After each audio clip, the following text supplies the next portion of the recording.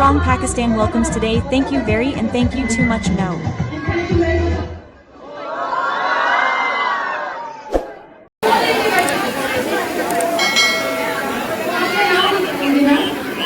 Pakistani celebrities Aiza Khan को fans protocol देते हुए नज़र आ रहे हैं, जो इस वक्त लाहौर में मौजूद हैं। एक डॉलमेन मॉल में आई हुई हैं, जहां पर एक फेमस ब्रांड को लॉन्च किया जा रहा है, जहां पर इनको बुलाया गया और बहुत से फैंस भी इकट्ठे हुए, जिनको मिलने के लिए आयज़ा खान बहुत खूबसूरत ड्रेस पहनकर आई।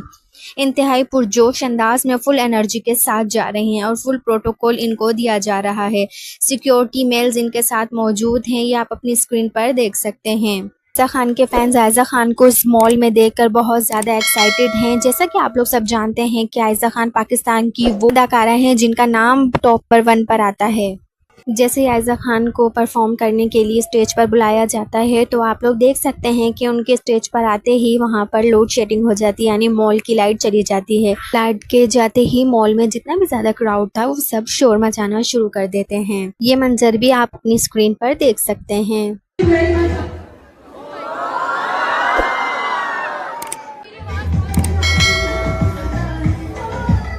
थोड़ी मोहब्बत हमारे लिए भी रखें।